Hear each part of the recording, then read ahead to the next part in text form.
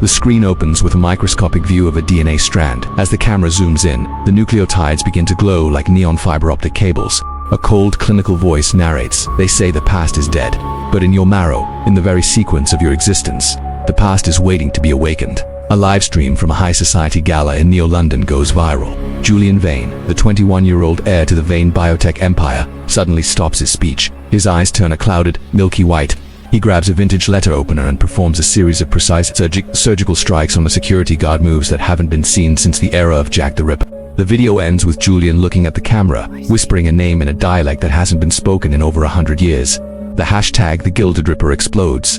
Detective Kaito Ishikawa is brought in by Julian's mother, Lady Evelyn Vane. She claims her son is being possessed, but Kaito doesn't believe in ghosts, only in crimes. Kaito meets Julian in a high-security psychiatric cell. Julian is terrified. Detective, I remember things I never lived. I see cobblestone streets. I feel the weight of a heavy coat. I smell the fog of 1888. When I close my eyes, I'm not Julian anymore. I'm him. Maria Rodriguez hacks into Vane Biotech's private servers. She discovers Project Chronos, a secret experimental therapy designed to upload the skills and wisdom of ancestors directly into the DNA of the living. It wasn't just a medical treatment. It was a way for the elite to maintain their power through generations.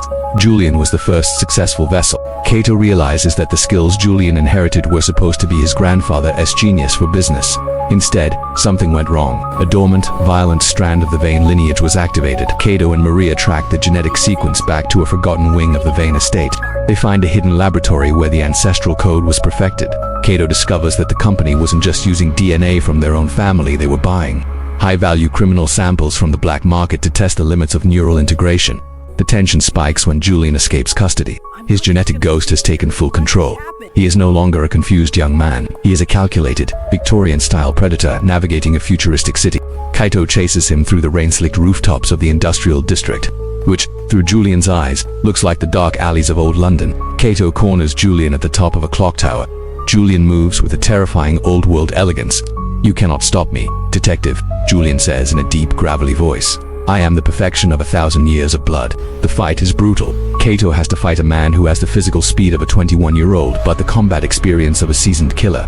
Just as Julian prepares for a fatal strike, Kaito doesn't pull a trigger, he pulls out a photo. Kaito reveals the truth he found in the hidden lab. Julian wasn't inheriting his ancestors. The entire Project Chronos was a lie. Lady Evelyn Vane, Julian's mother, wasn't trying to give him wisdom. She was using Julian as a storage drive for her own crimes. The Victorian killer persona was a digital fabrication, a firewall personality designed to take the blame if the authorities ever investigated the company's illegal human experiments.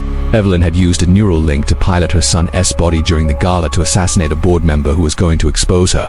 Julian wasn't possessed by the past. He was being remotely controlled by his own mother in the present. Kaito plays the frequency Maria discovered to jam the signal.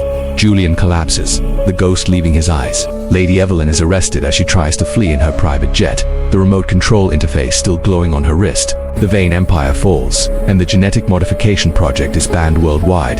Kaito stands in the ruins of the lab, looking at a sample of his own DNA. Kaito concludes, "We spend our lives trying to escape the shadows of our parents, but when we try to manufacture our legacy, we only succeed in building our own cages. The only ghost that truly haunts us is the one we create ourselves." Would you choose to inherit the genius of your ancestors if it meant sharing your mind with their demons? The Ancestral code shows that the blood doesn't lie, but it can be manipulated.